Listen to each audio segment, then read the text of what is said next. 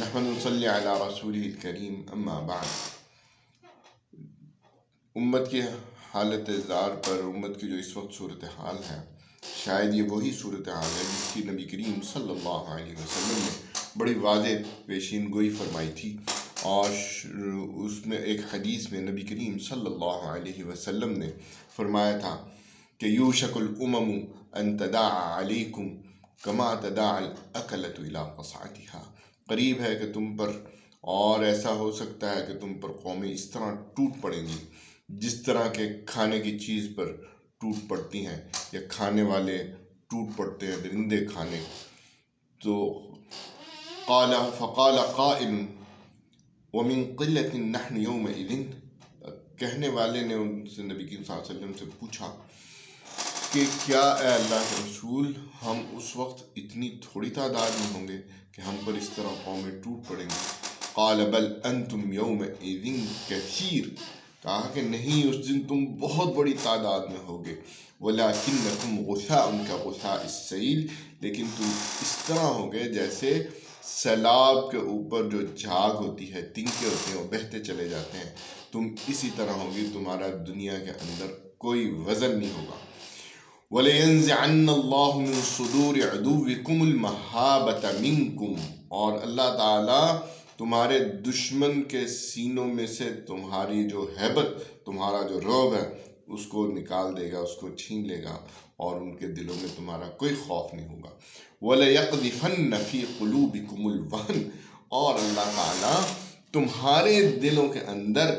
ایک وہن پیدا کر دے گا، یعنی ایک وہن کی بیماری تمہیں لگ چکی ہوگی۔ اور فقال قائل، تو کسی نے نبی کریم صلی اللہ علیہ وسلم سے وہاں پوچھا، یا رسول اللہ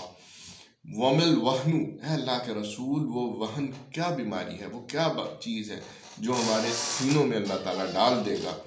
قال حب الدنیا وکراہیت الموت، نبی کریم صلی اللہ علیہ وسلم نے فرمایا کہ یہ وہن کیا ہے، یہ دنیا کی محبت ہے اور موت سے ڈرنا ہے۔ تو آج واقعتاً مسلمان اس میں مبتلا ہیں۔ اگر آپ اس وقت دنیا کا نقشہ سامنے رکھیں اور آپ دیکھیں گے کہ اس وقت دنیا کی جو سب سے بہترین جگہ ہیں وہاں پر مسلمان رہتے ہیں۔ جتنے بھی 58 اسلامی ملک ہیں، ان میں اگر آپ دیکھیں، یہ دنیا کی سب سے بہترین لوکیشنز، بہترین محل وقوع ہے،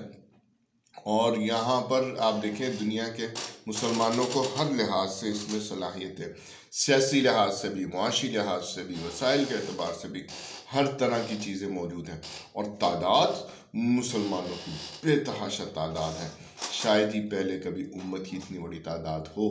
اور یہ آپ دیکھیں کتنی سچی پیشین گوئی نبی کریم صلی اللہ علیہ وسلم کی لگتی ہے، لیکن پوری دنیا کے اندر اس امت کا کوئی وزن نہیں، کوئی حیثیت نہیں۔ ان کے فیصلے جو ہیں ان کے دشمن کرتے ہیں، ان کی معیشت کو کنٹرول وہ کر رہے ہیں، ان کا میڈیا ان کے کنٹرول میں، اور مسلمانوں کی ذلت اور رسوائی کا یہ عالم کہ آپ دیکھیں کہ یہاں ان کے ہاں کوئی بڑے سے بڑا ان کا دشمن یا جاسوس جرم کر لے، جیسے پاکستان میں ریمن ڈیوس نے آپ دیکھیں 2 شہریوں کو یہاں لاہور میں مزنگ کے قریب قتل کر دیا دن دہاڑے، اور اس جاسوس نے اس کے ساتھ پکڑا گیا، اس کا سارا اسلحہ، سارے ثبوت اس حکومت کے پاس آ گئے، لیکن اس وقت کی جو حکومت تھی، نہ صوبائی حکومت کچھ کر سکی، نہ لاہور کی انتظامیہ کر سکی، نہ صوبائی حکومت، اور نہ ہی وفاقی حکومت، حتیٰ کہ ہماری فوج کے جو وہ بہادر اور بڑی زبردست پیشہ ورانہ صلاحیتیں رکھنے والی فوج، انہوں نے بھی کہا کہ چھوڑ دو، اور حقیقت یہ ہے کہ جاسوس کو تو کوئی نہیں چھوڑتا ہوتا، لیکن امریکہ اس کو، ریمن ڈیوس کو اس طرح نکال کے لے گیا جس طرح آٹے میں سے بال کو نکالنا تھا۔ ہماری عدالتیں بھی خاموش رہیں، ہمارے جو دفاعی ادارے ہیں وہ بھی اس پر انہوں نے کمپرومائز کر لیا۔ یقیناً سب کو پتا تھا، پورے تو مسلمانوں کی ذلت اور رسوائی آپ دیکھیں کہ اس کو، حالانکہ اگر اس کو مارنا چاہیں تو یہاں تو دنیا کے اندر ہم نے دیکھا ہے کہ لوگ اپنے جاسوس کے کرائے کے قاتلوں سے مروا دیتے ہیں اور جان چھڑا لیتے ہیں، لیکن ایسا کچھ نہیں ہوا۔ یہ اتنے خوف زدہ، اتنے ان کے اندر دشمنوں کا خوف موجود ہے اور ان کی کوئی دنیا کے اندر ہے، صرف شاید میرا خیال انہوں نے ایک فون پر ہی ایک دھمکی پہ کہا ہوا کہ اس کو واپس کر دو، انہوں نے ریمنڈ ڈیوس کو واپس کر دیا۔ دوسری طرف آپ دیکھیں کہ اس امت کی انتہائی ذہین، فطین، پڑھی لکھی انٹلیکچول عافیہ صدیقی، ڈاکٹر عافیہ صدیقی، اس کو انہوں نے اتنے عرصے سے گرفتار رکھا ہوا، اور یہ سارے حکمران اور سارے جن کے ذمے یہ کام تھا ان کی زبانیں جو ہیں وہ بند ہیں، اور وہ کوئی ان کے اندر کوئی حمیت، کوئی غیرت شاید باقی نہیں رہی کہ اس کے لیے کوئی کوشش ہی کریں۔ کیونکہ وہ سمجھتے ہیں ہم بڑے بے بس ہیں۔ تو یہ اس امت کی ذلت اور رسوائی ہمارے سامنے ہے کہ امت اس وقت اتنی کمزور ہے۔ اگر واقعتاً